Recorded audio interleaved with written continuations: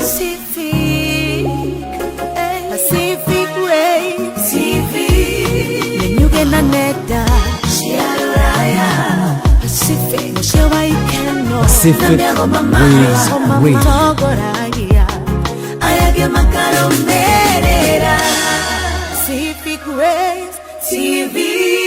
Wokone Pacific Waves TV. Brethren, praise the Lord Jesus Christ. Good morning, and how are you? Karibuni sana, and we welcome you this morning in the name that is above every other name, the name of the Lord Jesus Christ. And I thank the Lord for giving us the opportunity to be in His presence. I want to welcome you, and I request that we continue sharing. Kindly, I want to appreciate and say a big thank you to the people who have been viewing us, to the people that have been sharing, to the people that have been commenting. Brethren, you have been such a blessing to this program, and it remains an encouragement. Every one of us desires to be encouraged. And when you put those comments, when you share, together, me and you, we are becoming evangelists of the word of Jesus Christ. And therefore, I want to welcome you. Kindly share. Let many be reached out. And please, when you like whatever we are sharing, drop a comment there. Subscribe to Pacific Wave, because today we are streaming live, as you have heard, from Pacific Wave TV, and we thank the Lord for giving us the opportunity. Let us pray so that the Holy Spirit of God can be in our midst. Father, in the name that is above every other name, the loving name of our Savior Jesus Christ, who is the way, the truth, and the life. Through Him, we cannot be able to approach Thy throne of grace. We welcome you, Jesus. We love you. We give you honor, and we give you all the glory for accepting to give us clear instructions that you are the way. Without going through you, we cannot make it to the Father.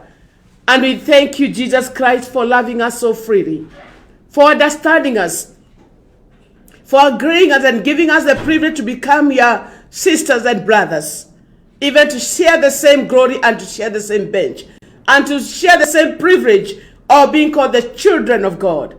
We thank you so much, our Lord and Savior Jesus Christ. We thank you for paying it all for us on the cross, and for the extended love that you continue to share and extend to us.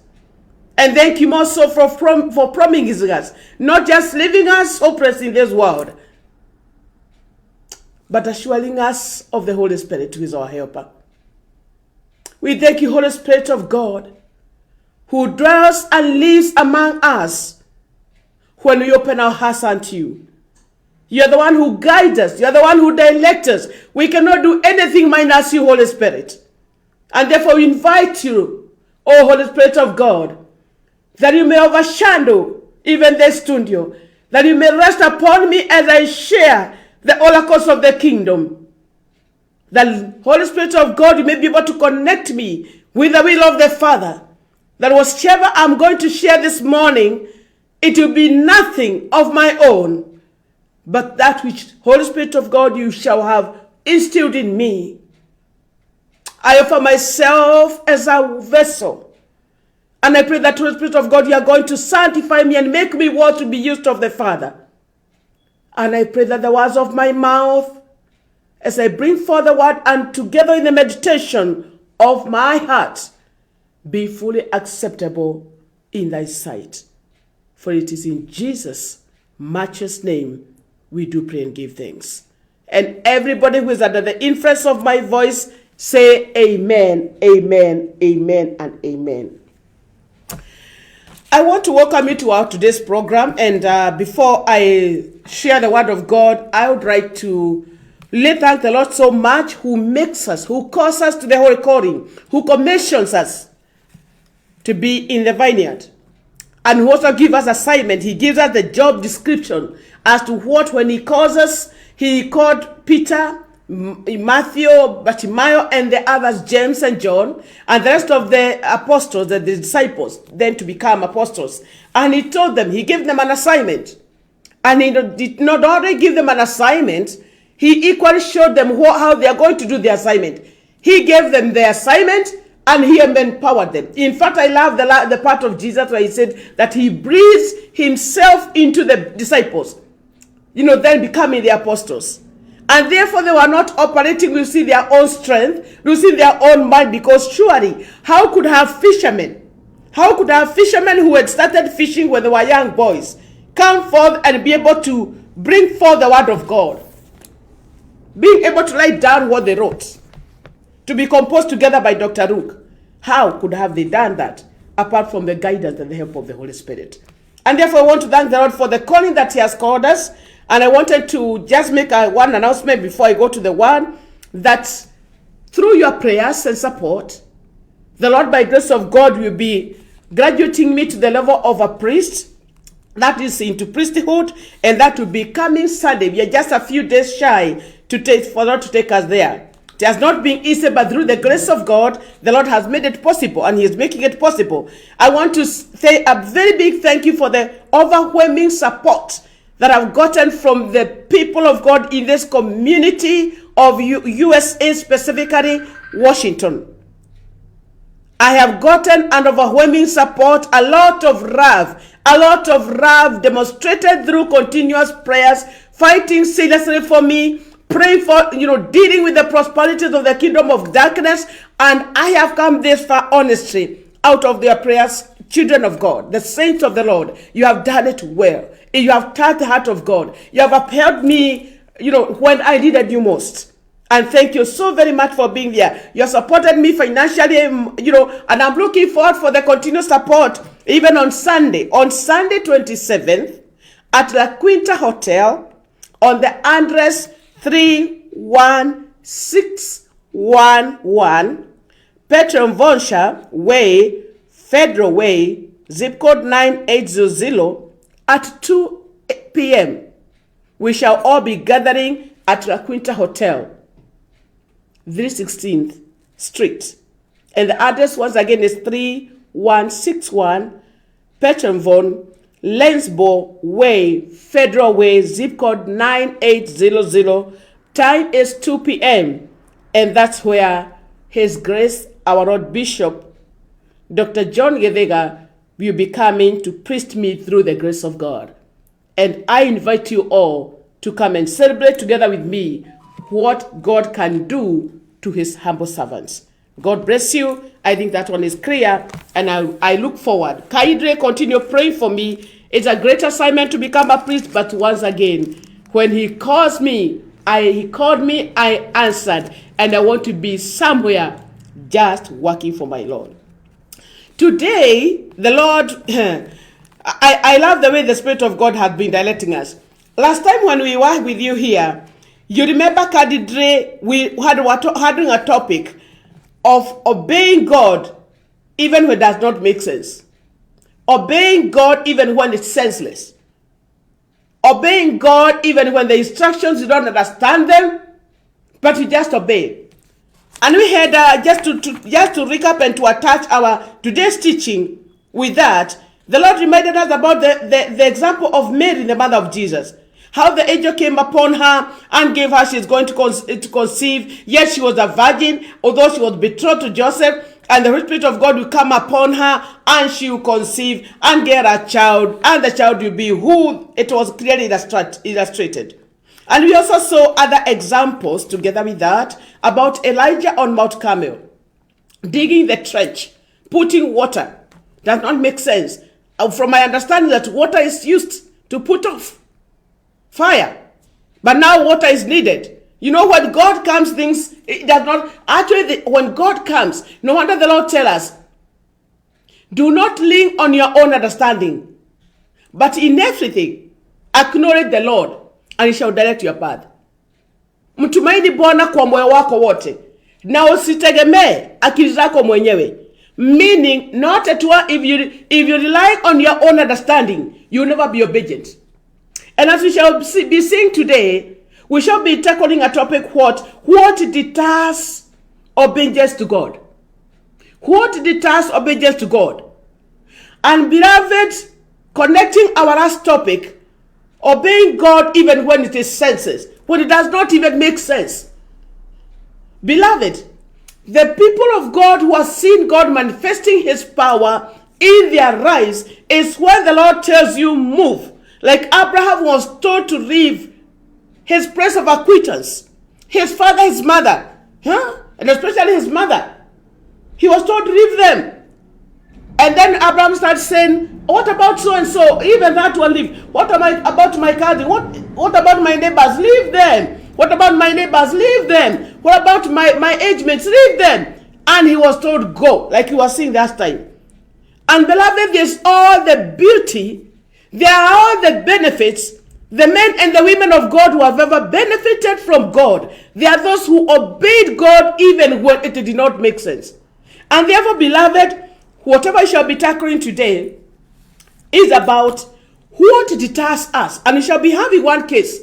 I'll be reading a story here which is very, the stories of the Bible, they are very powerful. When you read them, they just come out and you connect like you used to live in those days. There are so many factors that make us not obey God.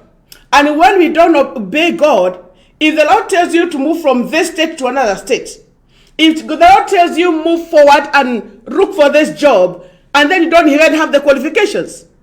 I remember one time I went asking the question for a job somewhere. I used to work in the credit unions back in Kenya, and I got a job back in 1989.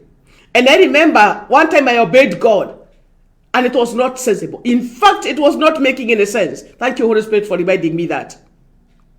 I like talking about my own self. Here comes me, and I had some qualification of a certain relatively lower than what was expected. I was trying to go to look for a job in another county, and that county, they believed in employing the children of their own, And here comes me coming from another different county, and here comes me carrying my papers that were relatively lower than the qualification that was set. And so one of my friends in one of the banks, told me, oh, Mercy, I know you're from the village, but yet I know your performance, I know your heart, I know your zeal. Why don't you apply for this job of a CEO?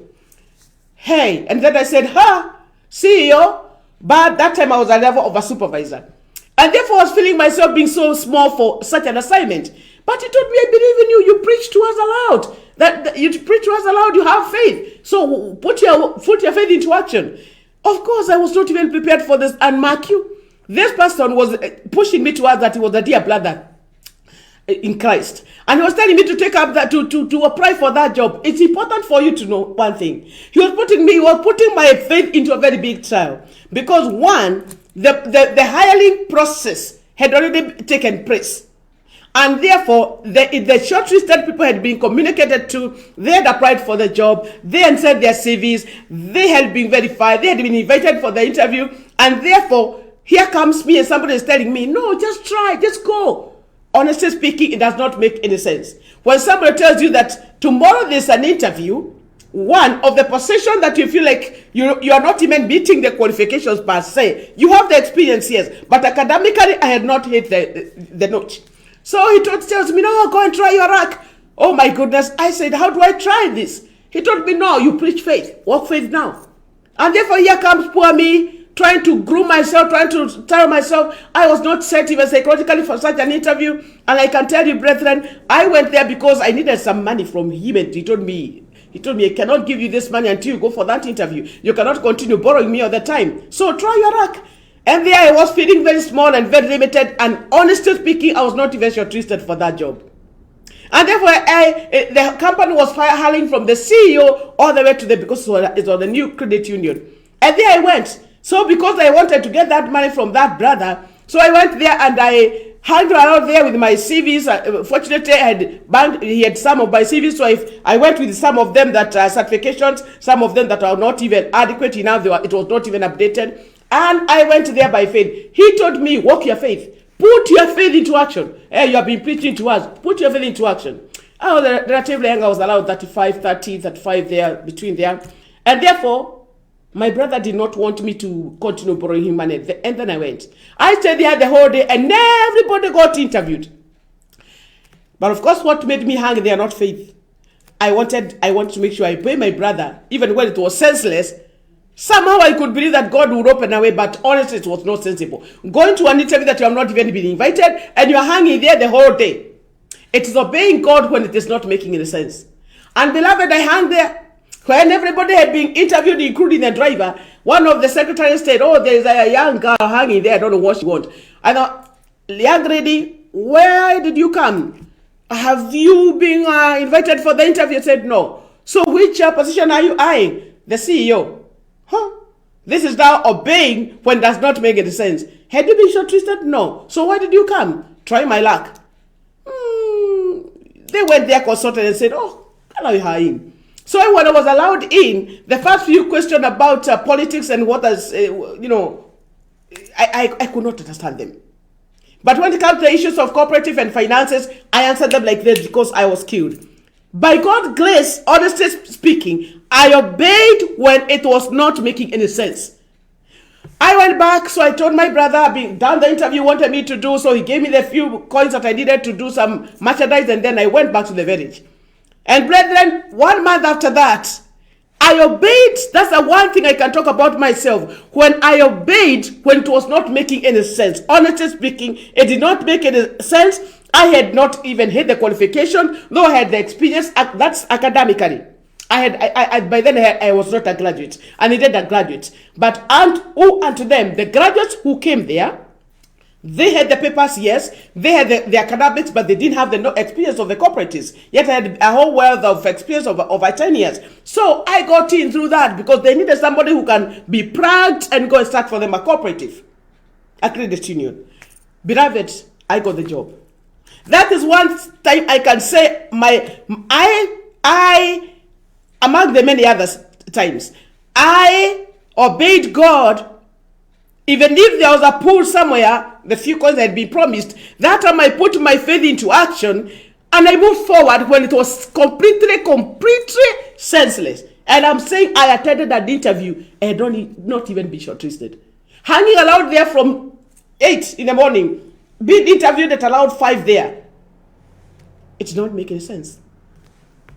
Brethren, let me tell you, it is important to obey God even when it does not make any sense. But today, as I had said, we are going to handle a story here of one person who demonstrates factors that deter us from obeying God, and therefore they disconnect us for many years to the blessings of God. Brethren, the blessings of God are just between us and our blessings is obedience. We are here, obedience is in between, and then the blessings are here. But this obedience means you to obey God, not using your own understanding. Not using your own understanding, but obeying God even when it does not make any sense. And therefore, what is this that deters us? What is this that stops us from getting to our blessings? We spend years and years and years struggling and praying. But when the Lord tells you jump up, you ask, why do you want me to jump up? Let's go very fast into a story that is here that is very interesting. That we shall be picking things that could have deterred this man. That could have deterred this man from being healed. And the points are coming out very strongly. Allow me to walk you through. Excuse me. Sorry for that. Allow me to walk you through 2 Kings, and that is chapter number 5. 2 Kings, chapter number 5. We are going to read the story there together with you, and I pray that the Lord give us time to finish this. Now, Naaman was commander of the army of the king of Aram. Listen to that. Naaman was a commander, so he was in authority, and therefore he was feeling I am in authority. Yeah? Underscore the word authority. Underscore something in command. Somebody who is in command, somebody who is in authority, that is somebody who has got an attribute there, that can actually deter you from being obedient. I'm the commander, I'm in authority, and therefore who is supposed to tell me? That is point number 1. Now Naaman was a commander of the army of the king of Aram. He was a great man. Greatness, if misused, greatness is not properly used. If greatness is misused, it can be a deterrent. Yeah? I'm a great person. I know sometimes greatness, if the Lord is not inside you, can bring pride.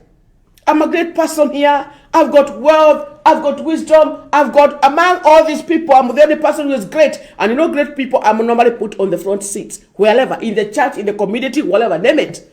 Great, because that person is a great person. Naaman was a great man in the sight of his master. He is the preferred. Sometimes when we feel like we are the preferred, when God gives us orders, we feel like, but why me? Why? Here, in the sight of his master, that is the king, and highly regarded. If you are highly regarded in the community, in the church, in your family, name it where, in your organization, if you are highly regarded, sometimes God can give you instruction. And if you misuse that high regard, you can end up not obeying God. We already gotten 3 points. Yeah? Greatness, authority. If you are highly regarded, they can deter you. And as you shall see thereafter, these are issues that were making Naaman feel like, if I am a person of that standing, how can just a house girl, a house girl, how can just a shoe shiner, how can just that person come and give me some petty instructions? Because, let's go back there. He was a great man in sight of his master and highly regarded, because through him the Lord had given victory to Aram. Yeah? Pick that one. Through him being a commander, through him, akiongoza vita, when he was going to the battlefield, through him, through his leadership, through his being him in command, actually the king of Aram, they had won so many battles. And then he comes back. I can see now him coming back, leading all the soldiers and what have you. It is through, they call them the battalions. The battalion of Naaman cleared the enemies. And that's why he was highly regarded. Listen to that. Because through him, the Lord had given authority. If it is misused, it can be a deterrent of you obeying God. This is now Naaman. And I want you to go thinking about yourself.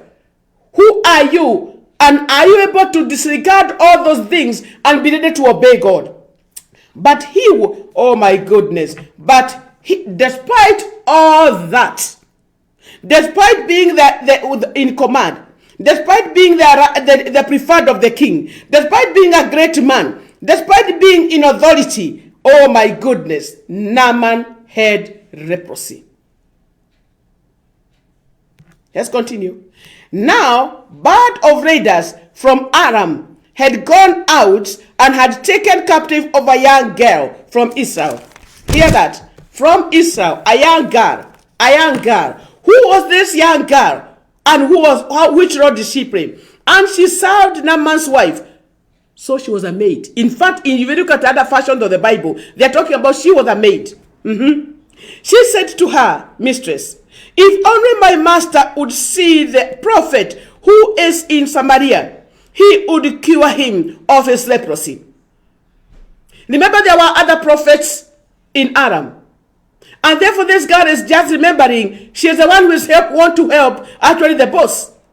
And this help is coming from a girl. It's important for us to understand something. That sometimes some people bring around our lives. Sometimes God brings some people around our life. We look at them from the physique. We look at them from their background. We look at them from their education level. We look at them at how they dress. We look at them from which family they come from. We look at them from which locality they come from. We look at them from all aspects. And we don't regard them. So it's called looking down on others. That can be a factor that can deter you to be obedient to God. Could the people below you be giving you some advice? Could the people who are below you it's important for you to remember that this was a house girl. This was a maid.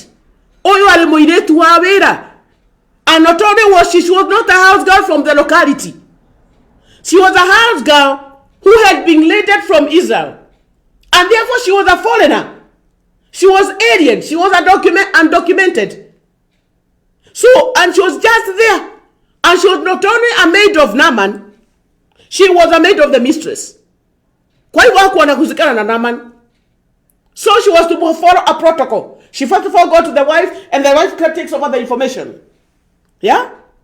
Therefore, this was not a girl that, how many people have we looked aloud? When God wants to use them, but we look them down. When the Lord God wants to, she has got the answer. The information that you need, but you disregard. Therefore, looking down at others, disregard of other people, can be another deterrent factor. We have seen authority if authority is misused.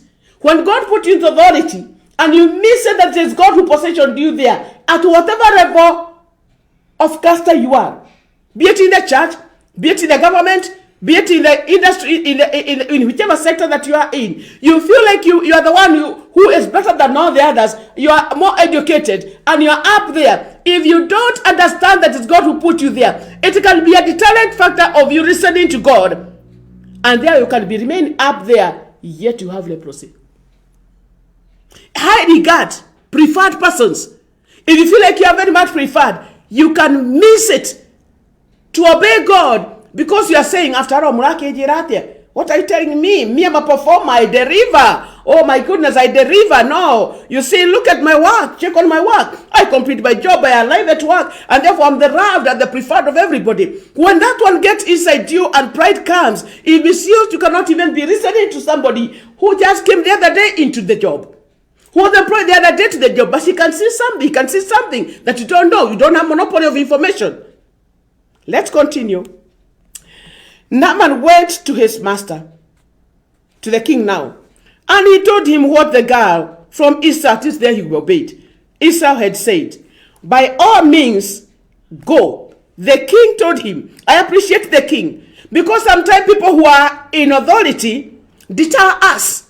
When you want to do the will of God, and you tell the person who is above you, sometimes you can take the information like you shall see thereafter. Sometimes you can be wishing to do something. And the person, they are called antagonistic people who block your highway like elephants. Who block your way. You can't go beyond here. Oh goodness, remain there. So, but this time loud actually picks out that one. That the people who are above you, people who have authority over you in whichever way, be it spiritually, be it your bosses in the office, be it your lecturer in the university or in the college, be it a parent, can be an indirect factor, blocks your way. But the king here encouraged Naaman. Naaman, go. He told him, go. The king of Aram replied, I will send, excuse me, I will send a letter to the king. Oh, look at a beautiful king. He said, I'm going to send a letter to the king of Israel. You know, an introduction letter. To say this is one of my preferred soldiers. Please help him. So Naaman left, asking 600 shekel out of a shekel of gold and 10 sets of clothing. He can, that was that he can give at least a consideration or an appreciation. The letter 6, the letter that he took to the king of Israel read, with this letter I am sending my servant Naaman to you so that you may cure him of the leprosy. When the girl talked about Naaman going to Israel, the king thought the only person who can be able to cure is that person who was in authority. To the contrary, no. In the government. Because sometimes we think the person who can be able to help us are those people we collaborate with, those who we are on the same level, those that we respect each other. They are called the horizontal. They are called the horizontal partners are the ones that are going to help us. To the contrary, no. He wrote to the king, and the king did not have the grace. So sometimes we may miss the point. We may miss the point of right because we are not able to obey the will of God because we think the people who can be able to help us are the only people that you relate with, the people that you have got corrupt with, the people that you are on the same level with. No, to the contrary, no. The king did not have the answer. He didn't have the grace. So sometimes we don't obey God because we misunderstand, misconceive those people who we are supposed to go to. When the Lord gives you direction, go to this man in your village, that priest, that pastor, that reverend, that prophet. Unamwangalia hivi na wewe umetoka cathedral. You are from a cathedral. You are from a big church out there that has got mega following and what have you. And the Lord directs you to a servant of God there. You start looking at who else is on the same level. So he does not carry the grace. He does not carry what you need. And that's what he did. The king sent a letter. So here, let's hear 7. As soon as the king of Israel read the letter, he tore his robes and said, am I a god? The girl had not talked about the king. The girl had talked, if you look at some other versions that are opening up the complimentary, she talked about a man, God, who lives in a village somewhere, who lives in some kind of village. But the kings were, as soon as the king of Israel read the letter, he tore his robes and said, am I a god? Of course, I'm happy because the king of Israel understood he does not carry the grace. He does not carry the grace of healing. Can I kill and bring back to life? That's what he asked. Why does this fellow send someone to me to be cured of his leprosy? See how he is trying to pick a quarrel with me? Let's not go that direction. When Elisha, the man of God, heard that the king of Israel had torn his robes, he sent him this message. Why have you torn your robes? Have the man come to me, and he will know that there is a prophet in Israel. So Naaman went with his horses, and now can you see Naaman? Naaman left the king Paris. The minute that Naaman left the palace, because remember he was person of Paris. The other thing that deters us is disbelief. He started wondering, me, I thought I'll get a prophet in the palace. I thought there's some overseers who are here, who handle the health issues of the king. Then, when he started now repatriating and moving now to where the servant of God used to live, I can imagine Naaman, and as you shall see thereafter, he started living to the village where Elisha used to live. And I can imagine, it's God looking down. The spirit of disbelief steps in. And wondering, oh my goodness, what business do I have with the villagers? What business do I have with the dirty prophets who are in the village? What business do I have with with this locality? I can imagine him taking the narrow paths, meandering and going to the valley where Elisha used to live. Naaman wonders, surely, me, Naaman? Okay, let it be. When Elisha, the man of God, heard that the king of Israel had torn his robes, he went to him and said to him this message. Why have you torn your robes? Have the man come to me. And he will know that there is a prophet in Israel. Hallelujah. Glory be to God. So Naaman went with his horses and chariots and stopped at the door of Elisha. You can now see Haman stopping at the door with a lot of disbelief. And the dust all over Naaman, the guy of the palace, the commander, the great man, the highest in person, now standing at the tent of Elisha with a lot of disbelief. Sometimes annoyance can make us not annoyance, as you shall see that man being annoyed here. Annoyance sometimes makes us not take it up. Annoyance can make us not follow the will of God. What did he do? Elisha sent a message to say to him, go wash yourself. So Naaman, that is verse 9. So Naaman went with his horses and chariot and stopped at the door. It's like when you are going to apply for a job somewhere and there there's no job there, you can try the next shop. You can try the next company. You get broken. And you thought that's where you get a good job. Elisha horses. Elisha sent a message to say to him, go wash yourself 7 times in the Jordan, and your flesh should be stored, and you will be cleansed. Hear this. Elisha does not even see the face of, he's sent out. He's sent out. Sometime, when you are not received well, and that one brings us down our ego. Oh my goodness. Doesn't Elisha understand that those kind of people who are supposed to become and be hanged and be greeted and be somebody posed before me? Doesn't he understand who I am in Aram?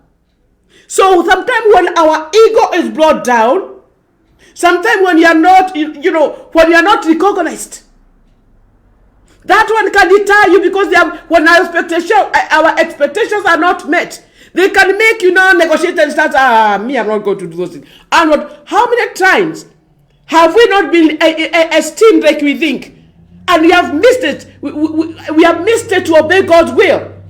And we missed the point, we missed the blessings. Hear this. But Naaman went. Elisha did not meet this great man, highly regarded man. He sent out some messengers. And now you can see the messengers, Elisha. Yeah? Going to meet this man who is on his horse. And now he's looking down. So are you Elisha? No, I'm only a messenger. Oh my goodness. You are a messenger, so why is Elisha now? He has just sent me. Remember now, here comes a messenger. A messenger carries the authority of the person who has given the message. And you're supposed to receive him well. And the same way, with equal respect, like the one that you have considered the person who sent the messenger. But here comes Naaman, looking down at a servant. How many people have you looked down when they were the destiny helpers? By virtue of the rook. Hear this. 11. But Naaman went away angry and said, anger can make you not obey God. You are waiting upon God, and God is not coming. You start getting annoyed with God. You start complaining, you start cursing God. You start, like the way they did, the wife of Ayub did, Job did, the friends of Job did. He went, look at Naaman, anger can deter you from obeying God. And when anger comes in, complaint comes in, when God speaks, you cannot hear him. But Naaman went away in anger and said, I thought that he would surely come out to me and stand and call out on the name of the Lord his God. Not Naaman's God. Can you hear Naaman what he's saying? He come and receive me because I'm a great man. Doesn't he understand that I'm in charge of the command? I'm the best soldier. I'm highly esteemed. Doesn't he understand I'm a great man? I thought he'd come out and call upon the name of his God. Call upon the name of his God. That is pride. Pride can deter you from obeying God. You can see now Naaman, Naaman, and call upon the name of his God. With his hand over, sometimes, beloved, when we come in and start doing what we are not expected to do, that one can deter your blessing. You want to step in somewhere and give instructions that this has to be done like this, instead of waiting upon what God wants you to do. You start even giving instructions. Hear Naaman what he is saying. Wave his hand over me. He is giving, now, come the prophet, come and wave your hand upon me. The spots, over the spots, and cure me and my leprosy. He has even given instructions. when you come prophet, come and do this and this and this and this to me, was sometimes, brethren, our own understanding of how things should be done. When they are done contrary to that, it can deter you from obeying God. Because you're like fixed, you're straight jacket. You want things to be done this way, your way and not another way. Even when the other people around you are speaking and encouraging you and just telling you this is the voice of the Lord. How many people have failed out of stiff nakedness? It has to be done your way. If it's not your way, it's not anything. May the Lord help us. This is a very interesting story. Are not urban. You hear what he's saying now, this Naaman. He's now man. He's now man. Are not Ammon, Abana, Abana, and Euphrates, no. Are not Amban and Faba, the rivers of Damascus, better than all the waters in Israel?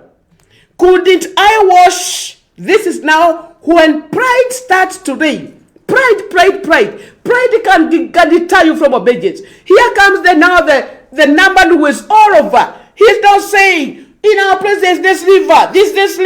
Couldn't I dip myself there? Could I wash not in there and be cleaned? So he turned and went. Oh, a very arrogant Naaman. Oh, arrogancy can make you not, be obedient to God. Arrogancy. How many of us are just arrogant leaders, arrogant Christians, arrogant what? You're just too arrogant. You don't even hear the voice of the Lord when the Lord is speaking. Oh, glory be to Jesus. More than you are out of the May the Lord help us.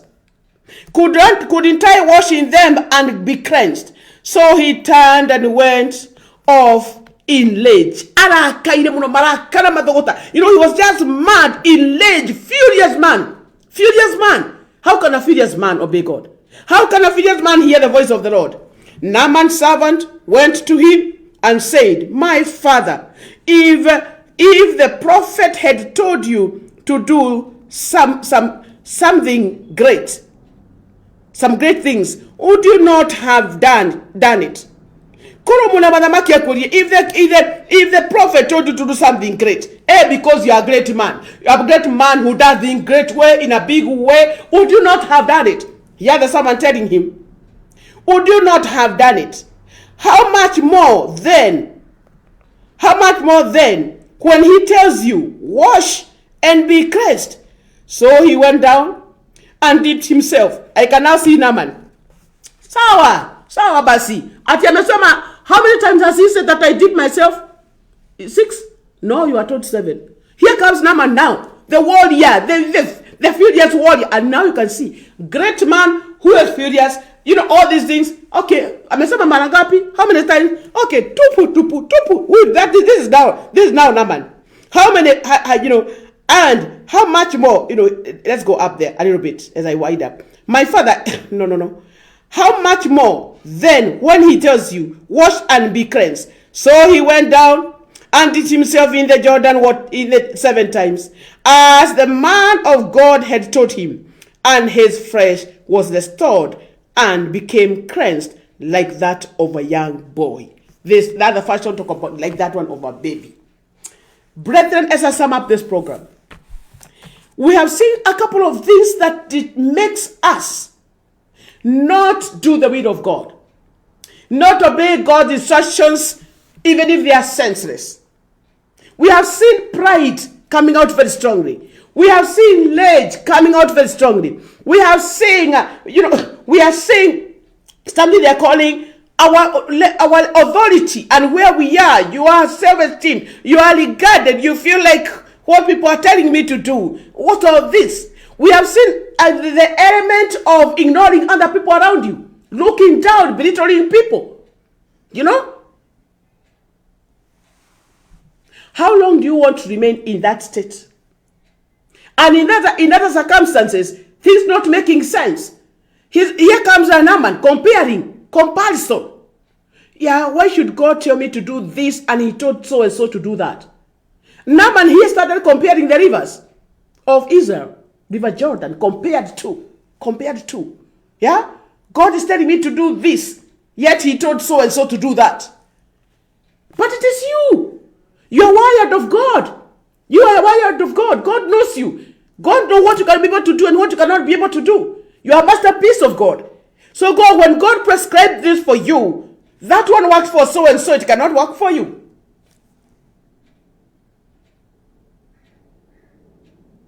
The list is not confined to only this point that you have seen here. But brethren, we can, as we cross this show, we cannot miss to see purely the aspect of our possessions deterring us from being meek enough to listen to the voice of the Lord. Our wealth, our greatness. No wonder the word of God says it is easier for a camel to go through the eye of a needle than a rich man, a wealthy man, a great man to see the kingdom of God. So beloved, what wealth are you having? What authority are you carrying that is making you, because of feeling like you are rich in hate, you are rich in anger, you are rich in what? It is not necessarily the material things. You could be rich in so many things that are, that are ungodly. So that when people look for those things, they find them in you. You could be having authority over hate. You could be having authority and command over looking down on other people. And all those things are bringing you down. May the Lord help us. May the Lord humble us. May the Lord give us the heart of having regard for other people. Because, it doesn't mean that if you are in authority, it's only the person with authority who can be able to help you. God can send you a very humble servant. May the Lord have mercy on us. May the Lord bring meekness in us. May the Lord bring humility in us. May the Lord help us to disregard and to remember those possessions that you occupy, it's by grace. And therefore, when people, God, you come in the ways that you least expect. Were it not for the servant of Naaman who persuaded him, if God referred you to the topmost people, you could have obeyed. Why not now obey and go to the Jordan? May the Lord help us to have a listening ear. Because lack of a listening ear also can deter us from obeying the senseless instruction from God. Learning on our own understanding can also deter us from obeying God. Most gracious and most loving Father, Naaman could have remained with his leprosy were it not for that servant who had been laded from Israel, who shared, she was just a maid, she was just a servant of the mistress of Naaman. God Almighty, what is making us not achieve the blessings that you have kept for us is sometimes looking down on other people, not to have a listening ear, ignoring other people, our self-esteem, our pride, our possession, our regard in the community. And sometimes we see like we are the ones who posted ourselves there. Father, we pray in the name of Jesus that you may be able to humble us, to be able to have regard of other people, not to lean on our own understanding, my Father, not to compare ourselves with other people. My Father, not to be arrogant. My Father, pray that Lord Lady may not have as like it head on Naaman. He could have gone back, my everlasting Father, with his leprosy. My Father, we pray that, Lord, we don't disregard. When he saw the messengers, he was so mad. Oh God, our expectations, Lord, when they are not realized, it can deter us from hearing your voice, oh God. My Father, we pray this morning that you may create in us humility, so that when you, God, you speak, even through the people that we least expect. When you come our way, even, God challenging us from the people we least expect and from the channels we least expect. God may be humble enough, and above all things, Lord, teach us not to be arrogant. Nor teach us, Lord, not to think that when the position that we hold, God, we position ourselves there. Help us, Lord, to have regard of everybody you bring around our lives. Father, this message as it reads to my listeners, Lord, there are some people who feel like, I want to come back to the Lord. It is me who have got leprosy despite having all these things that, greatness, great regard, wealth, and what have you. I pray for this soul, Jehovah God, that as they come back running unto you, Jesus, you may forgive them and you may save them of their leprosy, that God, they may be complete. And above all things, God, help us together, that, Lord, we shall continue to humble ourselves before you, so that, God, you may remain whole in you. In the name of God, the Father, Son, and the Holy Spirit. Amen. Amen. God bless you, my listeners. Share, please share, subscribe. Let somebody know about this message, and let us continue praying for one another. And until next week, God bless you. Remember to reason, subscribe, and share with the others, so that they can also benefit the way you have benefited. Until next week, shalom, shalom, and meet you on Sunday at La Quinta Hotel for my ordination as a priest. God bless you and shalom. Scriptures are a mystery that requires revelation, and a true revelation. You cannot read scriptures as a novel or a newspaper. Scriptures testify about Christ, the Word, the vision, and the master plan of God. Pacific Waves Television presents Minds of Truth program, a program that looks forward to revealing the mysteries in the scriptures so that the wisdom of God can be known to people. For example, what is the mystery behind John chapter 1 verse 1 and 2, which reads, "In the beginning was the Word, and the Word was with God, and the Word was God. He was with God in the beginning." What do you understand about the covenant box? What do you know about the meaning of the gates of Jerusalem? The truth lies at Minds of Truth show, hosted by anointed servants of God. Tune into Pacific Waves Television. Stay tuned.